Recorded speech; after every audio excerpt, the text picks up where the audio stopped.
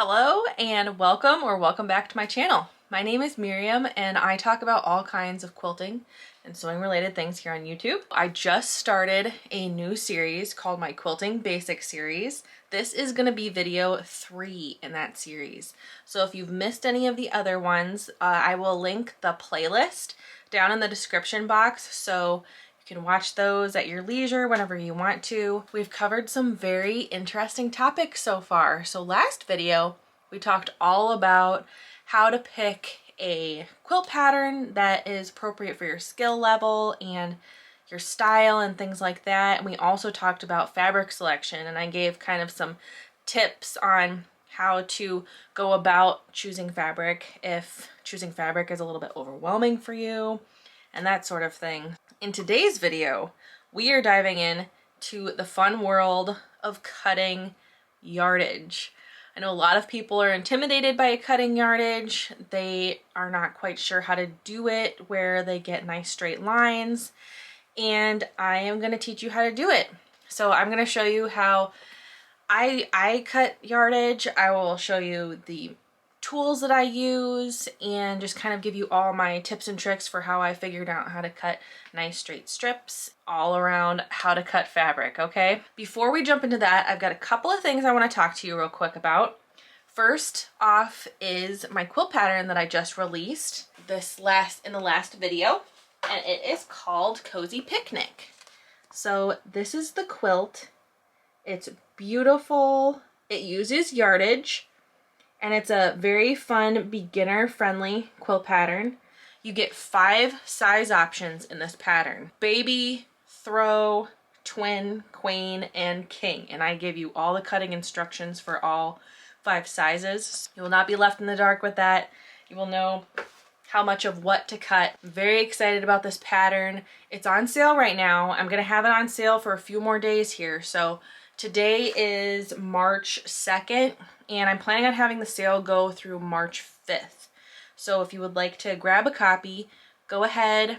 I really appreciate it if you purchase it. It's a really fun pattern. Several people have already gotten it, and I've had a few people already start making theirs, which is really exciting. Hearing back from them saying that it's a great pattern, it's easy, it's quick, and that's really great. That was my goal when I designed the quilt. There's that. And also, I talk about it a little bit in each video, but right now I'm a Missouri Star Quilt Company partner, which means I have an affiliate link that if you use it, you get a discount, and then I also get a commission from that, but you don't have to pay any extra for the commission. Missouri Star Quilt Company actually pays me the commission. And what happens usually is you get a 15% off discount, which is a really great discount. But for the month of March, since it is National Quilting Month, they have actually given me an even better deal for you guys, and you get 20% off a order of $50 or more. So that is a huge discount. So even if you were purchasing something that was full price, you're getting it 20% off as long as you're making that $50 threshold. So that's very, very exciting. I'm very excited that they raised that discount for you guys. And you can use my link as many times as you want, and you'll get that discount each time through the month of March. So I will have that link down in the description box below. I'm very excited about that, and I hope you guys get some really great deals and you're able to get stuff that you really want and some beautiful fabrics and notions and whatever else. So that discount can be added on to their daily deals. So say they have something 50% off.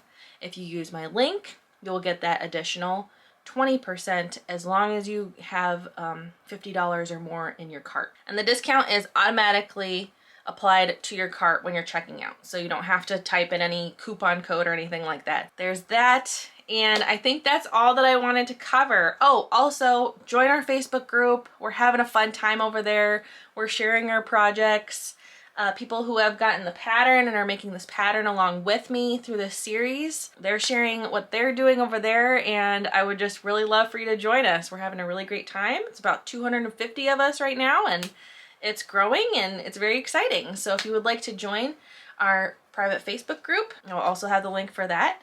First off, I want to show you the fabrics that I'm going to be using. So as I said, We have our cozy picnic quilt. This is actually going to be the quilt that I'm making throughout this series to kind of teach you step by step how to make a quilt.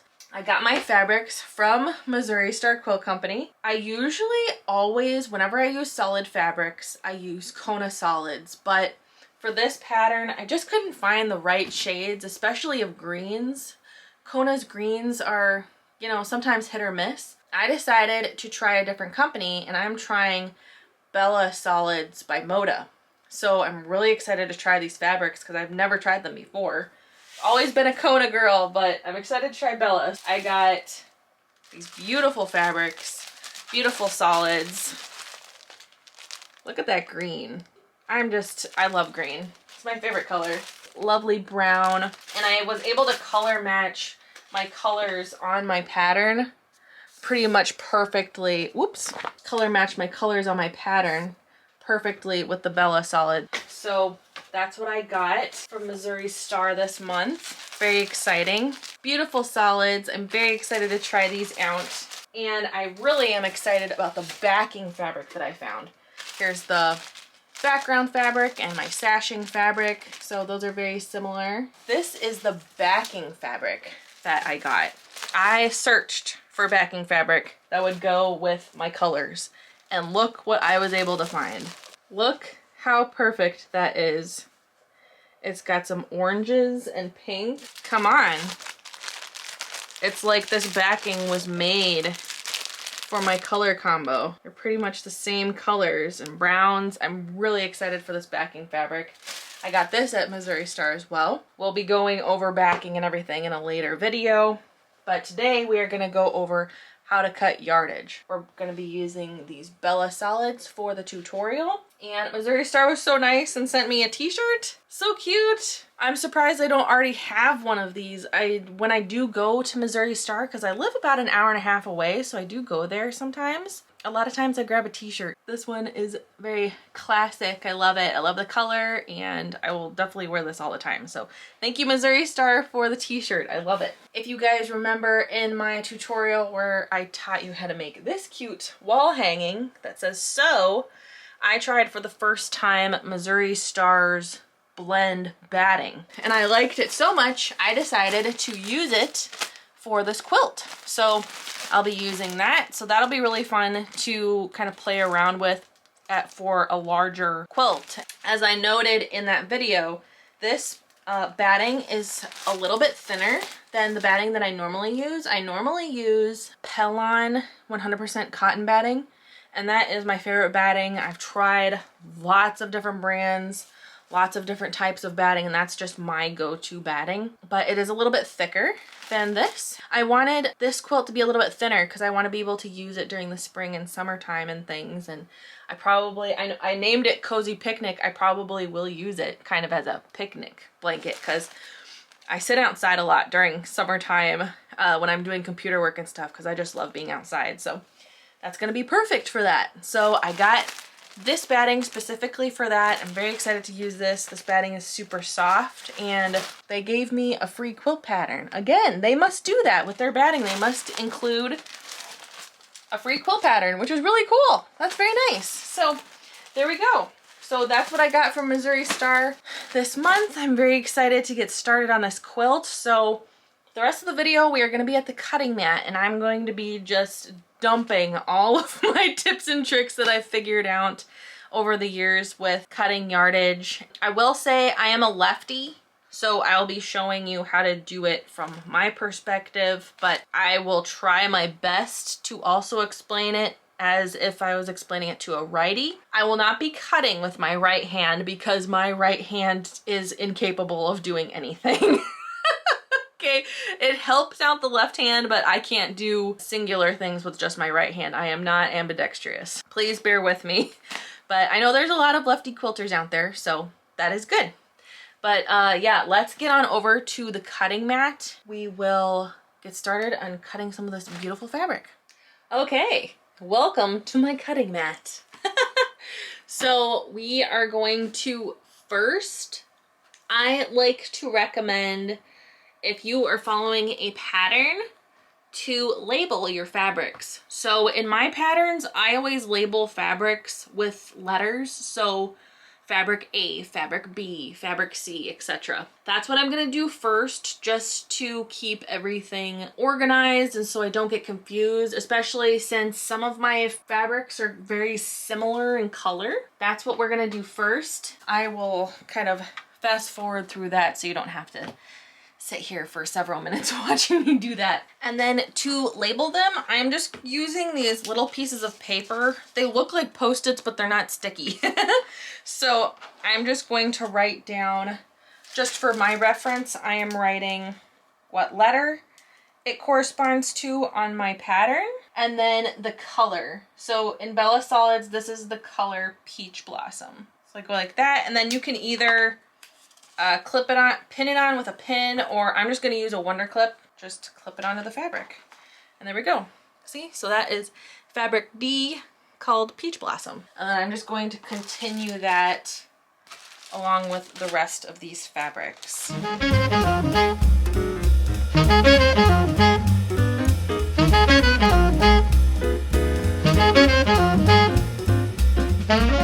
And when you're labeling your fabrics, every quilt pattern is different. Some will have like a little pattern where you can put like a little swatch of the fabric next to the fabric name and things like that. I like to label the actual fabric so that I'm not getting confused.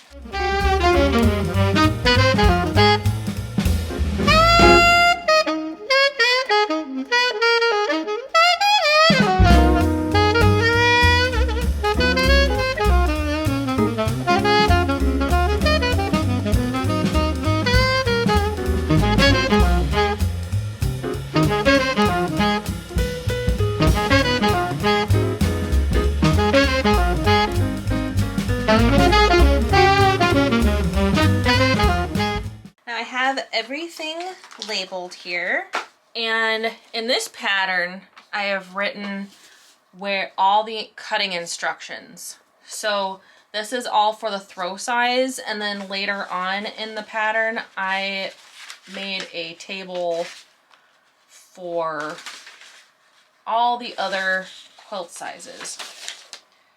So no matter what quilt size you decide to make, you have the cutting instructions in there. So that's really nice. And I also include a coloring page.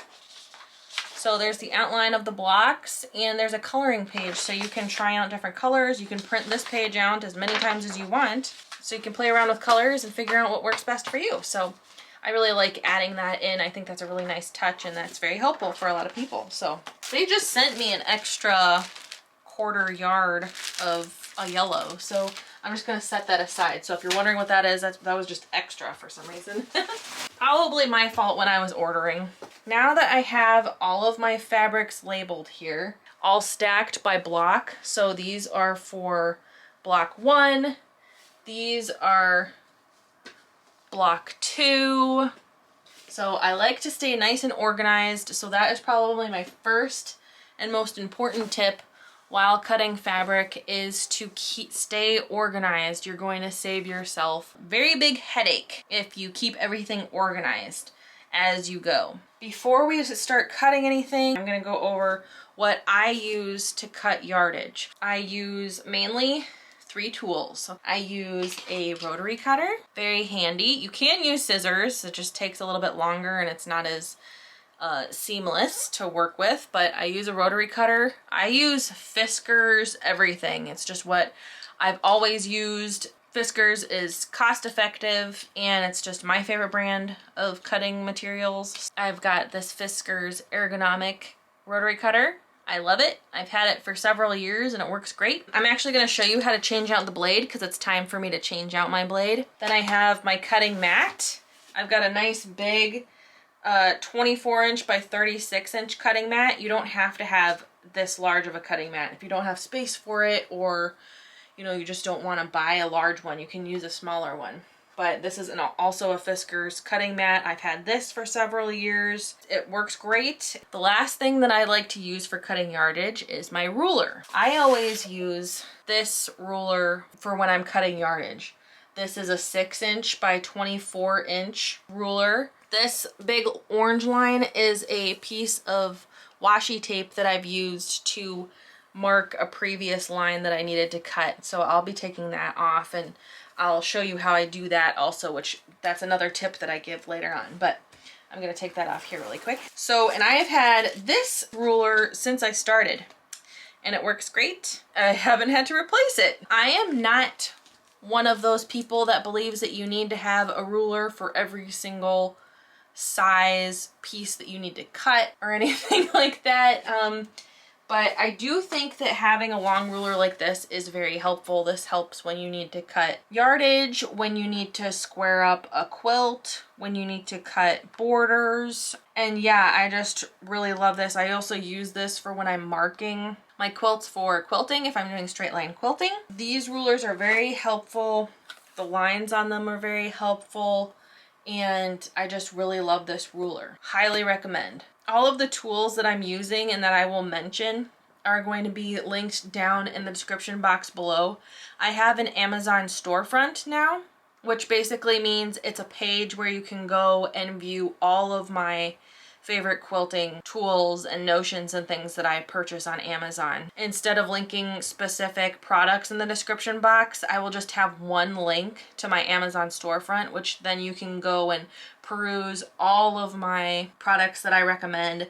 I never recommend anything that I haven't personally used and think actually works. I'm not just trying to make money on stuff that I don't even know if it works or not. So I do get a little commission from that Amazon link, but it's no additional cost to you, and it really helps me out. I honestly just never recommend stuff that I don't personally use and love. That is that. So I'm gonna set my ruler aside for right now, and I'm gonna show you how to change out the blade on a rotary cutter. So this blade I have been using for several months. I've noticed the last couple of times I've had to cut fabric that I'm having to go back over a second time because there must be a little nick in the blade which makes it skip some of the fabric as I'm cutting. So I'm having to go back over a second time, and that's just not great. It's not ideal. I'm gonna change out my blade, and I want to stress that you need to be very careful whenever you're changing out your blade. Whenever you're using your rotary cutter, you need to be careful because these blades are very sharp and you can very quickly hurt yourself. I've seen lots of people post online, you know, oh, I just had to go to the emergency room and get my finger stitched back on. not the entire finger, but like a big chunk of their finger they cut off with their rotary cutter. So please, please, please be careful with the rotary cutter. Take it slow. That's something I say a lot, is just take it slow. It's not a race, you know, and I don't want you to hurt yourself. To change out my rotary blade, I am just going to come on the back here, and there's a little screw that I screw off. And most rotary cutters are like this, you know, even if you don't have this exact same rotary cutter, changing out the blade is going to be similar to this. So I take the little cover off of the screw, and then I come onto the front and I just pull that out like that. And now my blade is loose, so I'm just going to pinch it like that in between my fingers. I am going to carefully take it to my trash can and stick it in there. If you have little ones, don't leave a blade just sitting in a trash can, please. Throw it away, get rid of it, put it in your dumpster or in your trash, like outside trash can as soon as possible, because that would be very awful if a little one got a hold of that blade. As you can see, my rotary cutter is very dirty. So I'm gonna clean off that fuzz that's stuck on there. It's a little greasy, that's okay. So I just wipe it off, and now it's clean. Now I'm gonna get my blades. I buy these blades on Amazon. Again, these are a titanium blade. They're super sharp and work really great, and I really like them. They're just what I've always used. But if you would rather purchase Fisker blades, or if you use Olfa, use whatever blades you want. But these are my favorite blades. They're linked in my Amazon storefront, and you can check them out if you would like. But they're cheap and they work great. So they are stuck together because they have oil on them, which is good. So I'm just going to very carefully remove one out of this little case. If I can, grab just one. There we go. And I'm just gonna pinch it on the sides like I did before, just like that. So there's the brand new blade, nice and shiny. I'm just holding it like that. Close that up. And then I'm going to take my rotary cutter and I'm holding it flat here. And I just put my blade on top. If you need to adjust it, touch it on the flat surface of it. Don't touch the edge.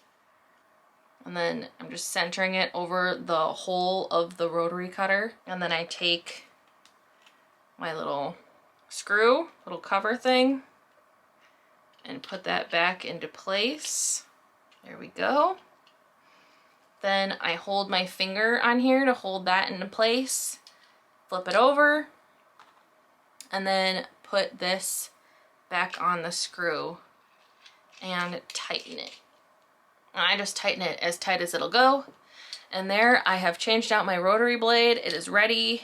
Very handy. I also love this rotary cutter, this specific one, because it's just got a quick release button. So if I need to use it, I just push it up with my thumb. And then when I'm done, I just click the button and it goes back in. And I'm safe to put this down without hurting myself or anyone else. That is how you change out a rotary blade. I know it's kind of self-explanatory, but it's good to watch someone else do it, right? Just in case you don't know how to do it.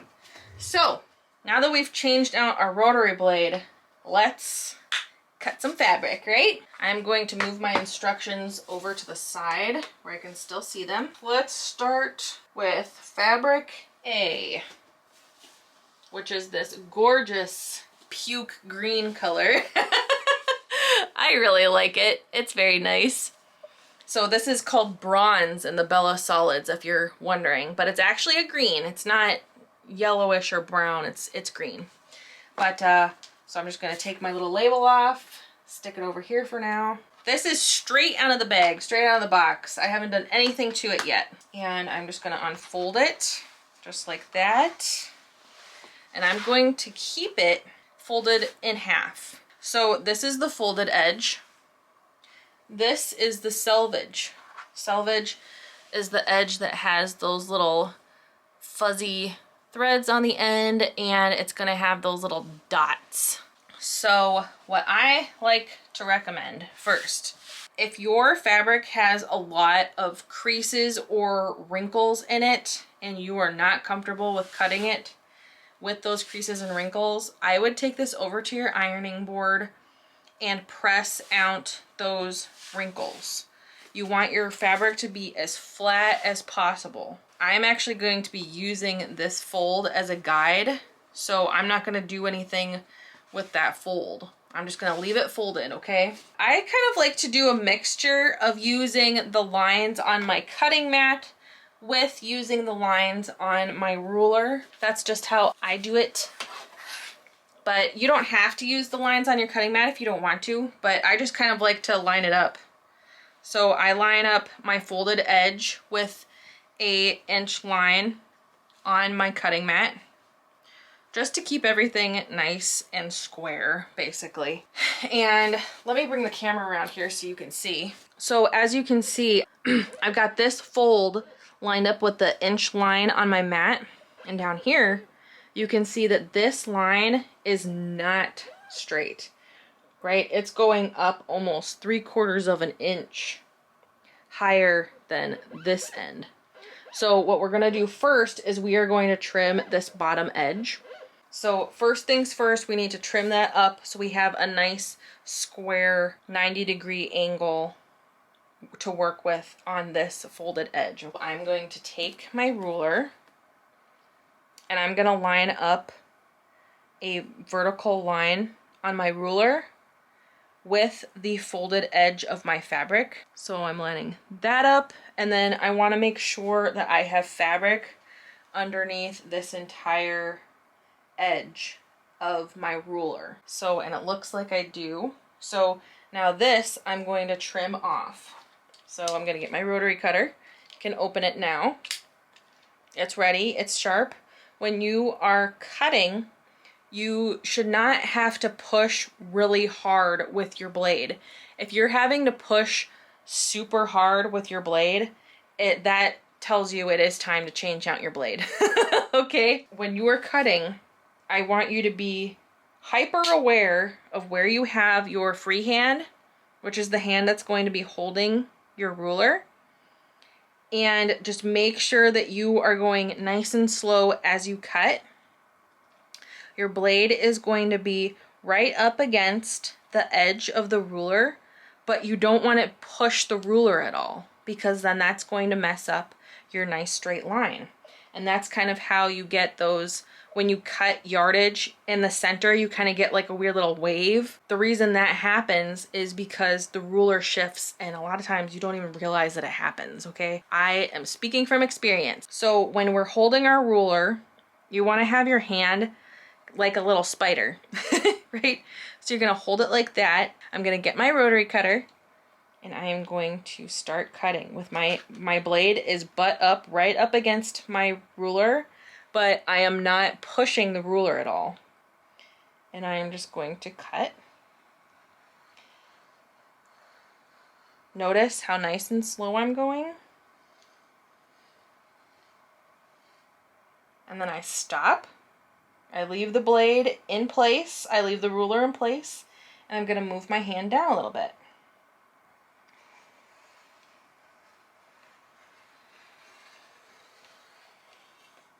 And I usually just move my hand once. I've seen some people show where they kind of cut and then they move down, and then they cut and then they move down, and then they cut and then they move down.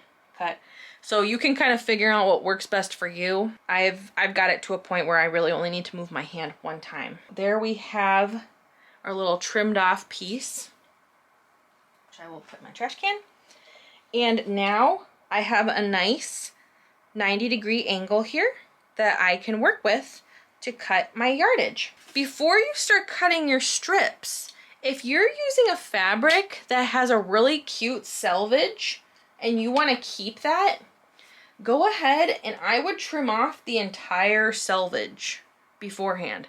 So let me tell you what I mean by cute selvage. What I mean by cute selvage is a lot of designer fabrics include a really cute design on the selvage. Like this fabric has really cute little butterflies on the selvage, and I've seen kind of a popularity of saving selvage from your yardage and using it in some kind of design. So if you want to do that, if you think that might be something that would be fun to do, I would trim off this entire selvage first and then start cutting my strips. So that's just an extra little tip. That's something that I'm gonna start doing because I would like to use the selvage for some kind of cute, scrappy, like a pencil pouch or something that I'll use selvages with. But with a solid selvage, that's not really something that I necessarily want to keep. Now I'm gonna show you what I do when I cut my yardage. If you do it differently, that's totally fine.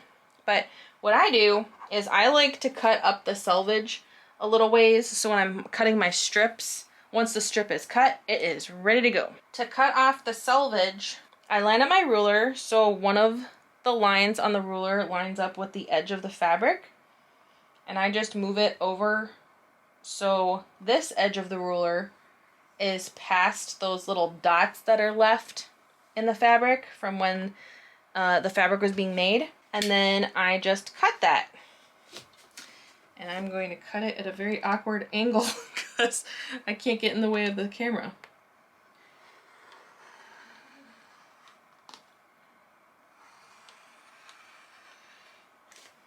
Just like that. And then I just kind of cut at an angle just to get that out of the way.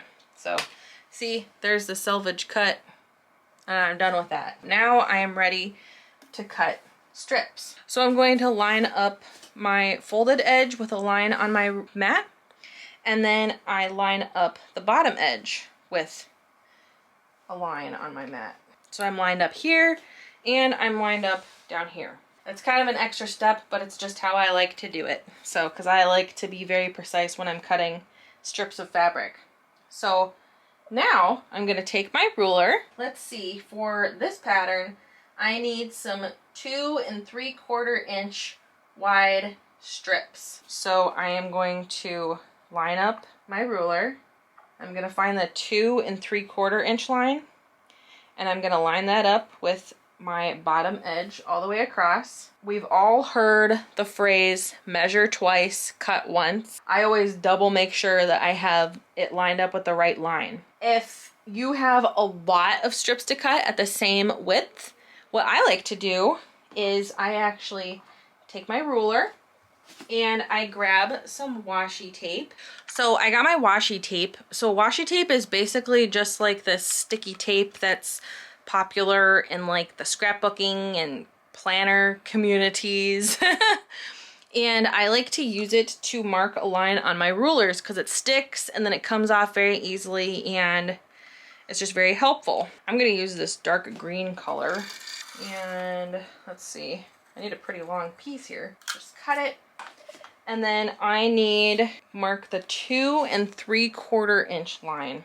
So I'm just going to find that on my ruler and line it up. So I've got 1, 2 3/4 inch. I'm just going to line it up with that line all the way down. So then that will make sure that I'm cutting it at the correct length. So see, that is on the 2 3/4 inch mark, and it is ready to cut a bunch of strips. So now I just line my fabric up with the top of the washi tape, and that's at 2 3/4 inch.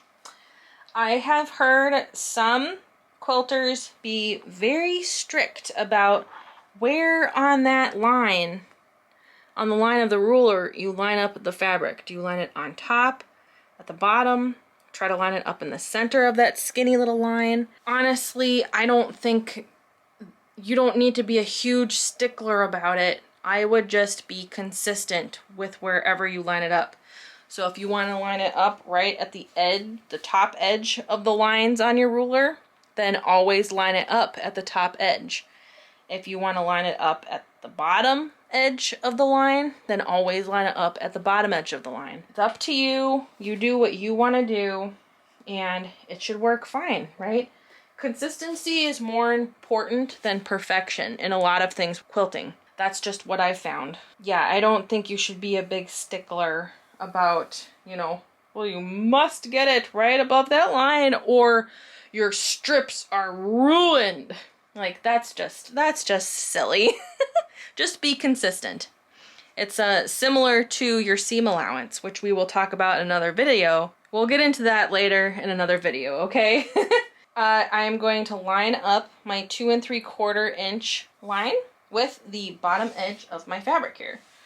So I'm just going to get that lined up here. You can also line up a vertical line on that folded edge to make sure that you are cutting it properly. I like my ruler to go a little past the edge of the fabric. So this is a little hard to see because this is clear, but I think you can see that.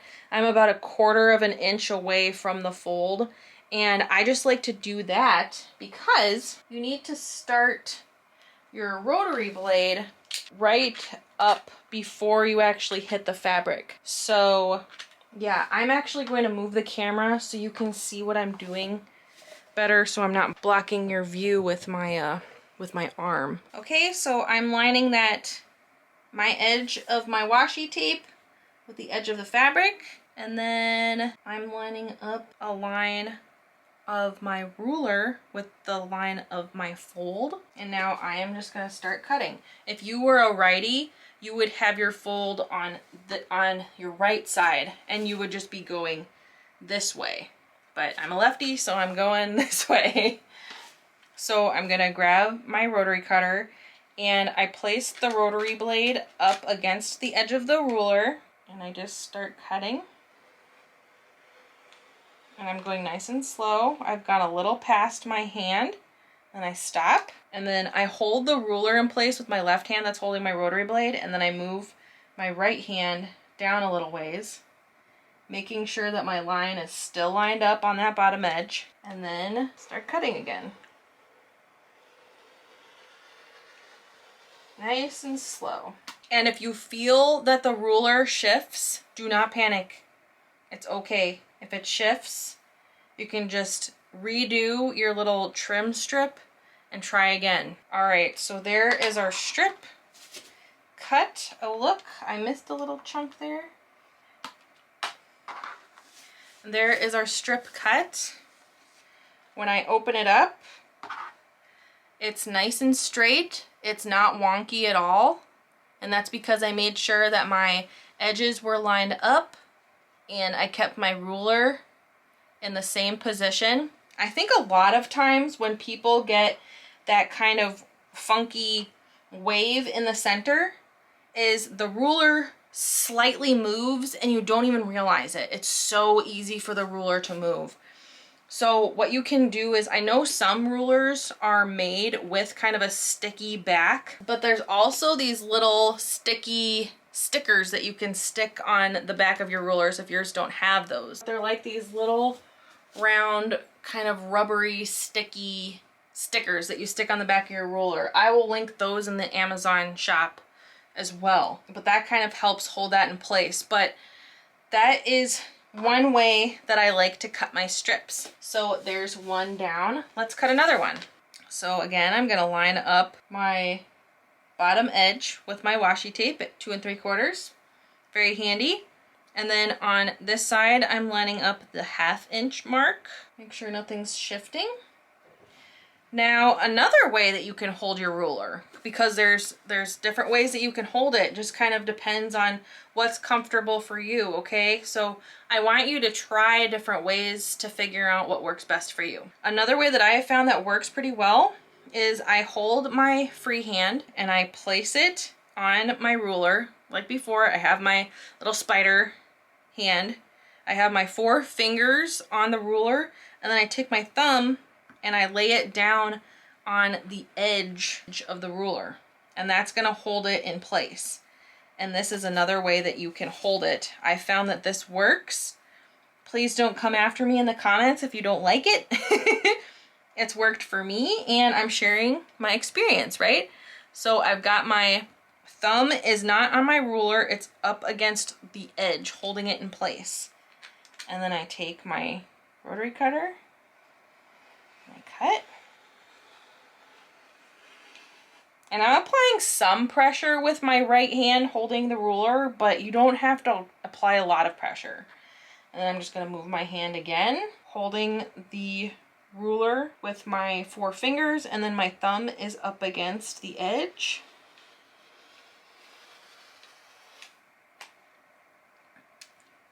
And there we have another perfectly cut strip. See? No wonky edge, it's nice and straight, and it is ready for the next step of the quilt making process. So that is how I like to cut strips from yardage. You can use that for whatever width strip you need to cut when using the ruler. Let's say you do not have a long ruler. You can't afford one, you don't have one. What do you do? If you have a square ruler, like this 9.5 inch ruler that I have, you can do the same thing, but while you are moving your rotary cutter, you also have to move the ruler. So let me show you how to do that here really quick. It's pretty much the same principle as using the long ruler. It's just, we just move this as well. So I'm gonna get the edge of my fabric lined up here. So I've got this edge lined up, and then I've got this edge lined up. And I just like to do that, okay? Then I get my ruler, and I use OmniGrid square rulers. I just really like these. Yeah, and if you notice on your rulers, one side has a slight texture and one side is super slick. I always put the side with the slight texture on the fabric, and it kind of helps grip it a little bit. So that is a really good tip that you should keep in mind. So if you put the slick side on, it's more likely to like scoot while you're trying to cut. Again, I'm gonna line up my 2 3/4 inch line along with the edge of the fabric. And then I have my ruler a little past the fabric edge here. And this is how we cut using a smaller ruler. So I've got my rotary blade, and I'm just gonna notice how I'm holding the ruler. I've got my little spider hand going, and I'm gonna cut just when I'm close to the edge. I don't cut all the way to the edge because you could accidentally have the rotary cutter go down and cut into the fabric, which you don't want to do. So I stop maybe 1/4 of an inch away from the edge. Then I like to kind of fold up the fabric a little ways like that so you can see this edge that you just cut really well. We're gonna move our ruler down a little ways like so. And then we're just gonna continue the line.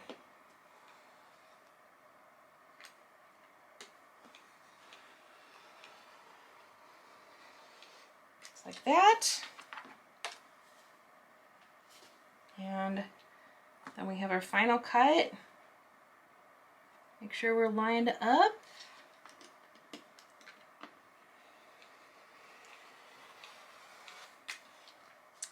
And there we cut another strip. Ta-da! It's beautiful and perfect. There's no wonkiness in that fold. And that's ready. So that's another way that you can cut if you don't have a long ruler. You could use any size. If you have a nice big like 14-inch one, you could use that. If you have a little tiny 4.5-inch square ruler, you could use that. It'll just take a little bit longer because you have to move the ruler more times to get all your segments cut. So that is how I cut strips. After we cut strips, what do we do? I need to cut let's do a 5-inch strip. So let me cut that here.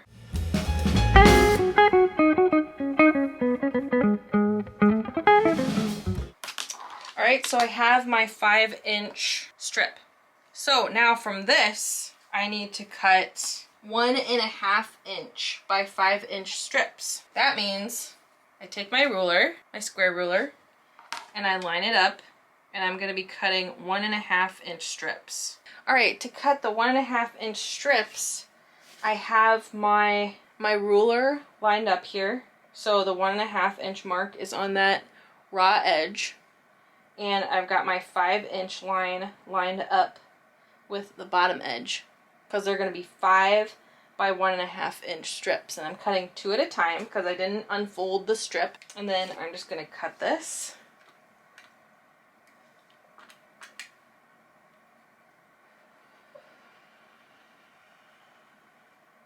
And did you notice, I don't know if you can really see that, it's kind of hard to get a good angle, but I have my little spider hand going, holding the ruler in place, and then I just slowly run the ruler or the rotary cutter up with the blade against the ruler but not pushing the ruler. And I just slowly cut. Now I've got two strips cut at the same time, and I just continue doing that.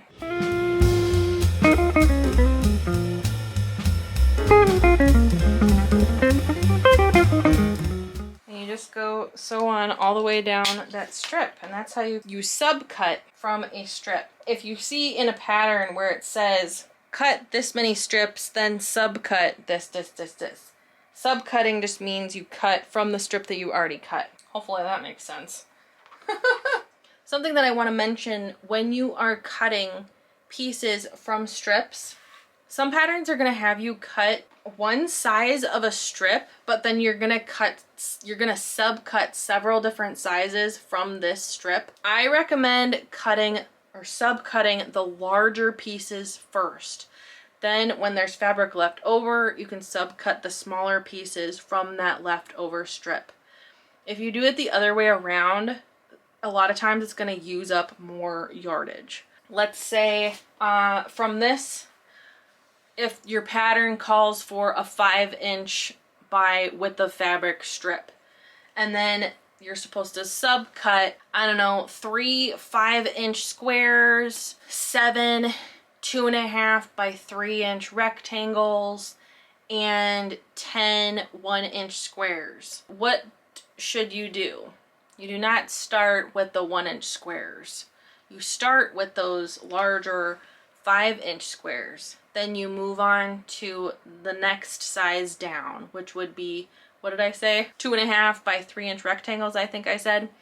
And then after that, then you do the next size down, which was the 1-inch squares. So that is a really good tip. That's something that I did not figure out right away, and it was always annoying because I'd realize, oh, I have to cut another strip because I don't have enough fabric from this, but if I had cut it the other way around, I would have had enough from that strip to cut those little pieces. That's something to keep in mind when you're cutting. So yeah, that's something that I definitely recommend when you're cutting, is to start with the larger pieces and then go down to the smaller.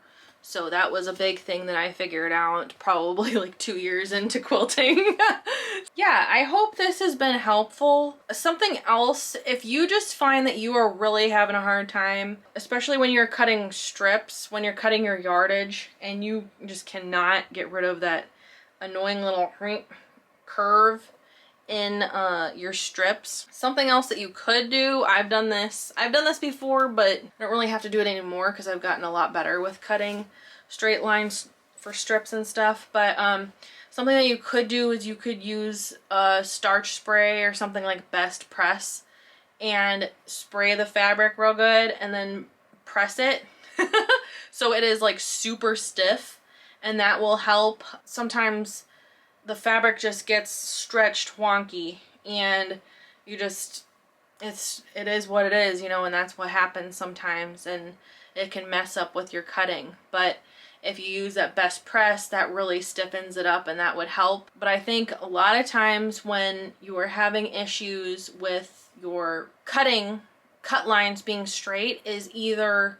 your ruler is moving, it's slightly shifting under your hand and maybe you don't realize it, or your rotary blade is not staying butt up against the ruler. So that is another reason why you're not getting those super straight lines. And the reason why you want those straight lines is when you're going to go piece your blocks, if you are thinking that your lines are straight and you're lining up the edge of fabric with another fabric, but it's actually off, then the seam is going to be slightly off.